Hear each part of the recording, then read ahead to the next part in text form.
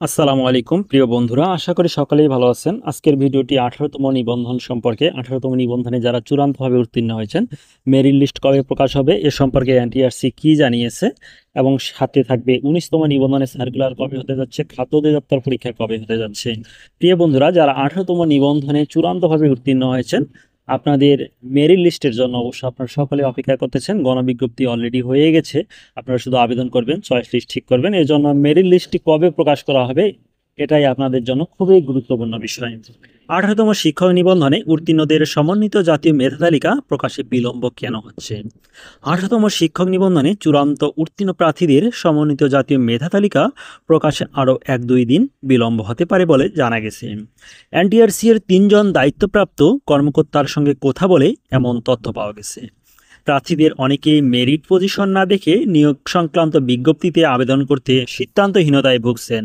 তবে এনটিআরসির একজন কর্মকর্তা জানিয়েছেন, এই অভিযোগের কোনো ভিত্তি নেই। তার ভাষায়, প্রার্থীরা যেহেতু লিখিত পরীক্ষার নম্বর জানেন, তাই তাদের আবেদন ও পছন্দক্রম সাজাতে সমস্যা হওয়ার কথা নয়। তাছাড়া মেধা তালিকা নিয়োগ প্রক্রিয়ার কোনো অন্তরায় নয়। পূর্বের নিয়োগ প্রক্রিয়ায় গণবিজ্ঞপ্তিতে আগে মেরিট লিস্ট প্রকাশ করা হতো এমন প্রশ্নের উত্তরে তিনি জানান, এবার উত্তীর্ণ প্রার্থীর সংখ্যা তুলনামূলক বেশি হওয়ায় তালিকা প্রস্তুতি একটু সময় বেশি লাগছে। তবে আরেক কর্মকর্তা জানিয়েছেন, মেধা তালিকা প্রকাশে দ্রুত ব্যবস্থা নিতে গতকাল 24শে জুন টেলিটককে চিঠি দেওয়া হয়েছে। আশাবাদ ব্যক্ত করা হচ্ছে, 1-2 দিনের মধ্যেই 18তম নিবন্ধনের সমন্বিত মেধা তালিকা প্রকাশ পাবে।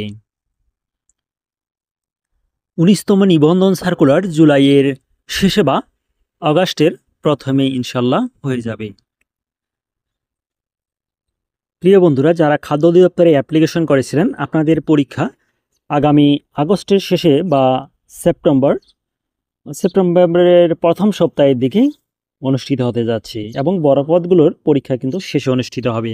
উপখাদ্য পরিদর্শক 429, সহকারী উপখাদ্য পরিদর্শক 317, কম্পিউটার অপারেটর 436।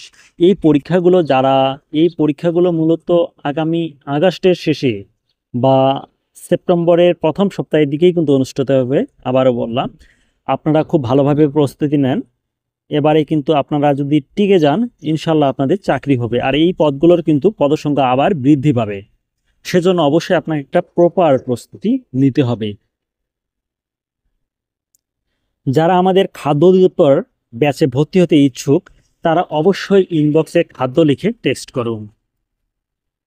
এখানে আপনার চিলেকোঠার সেপাই 2 যে আমাদের পেজটি আছে, এই পেজে আপনারা SMS করতে পারেন, অথবা নিচে যে হোয়াটসঅ্যাপ নাম্বারটি দেওয়া আছে এই নাম্বারেও আপনারা SMS করতে পারেন, 01767392274।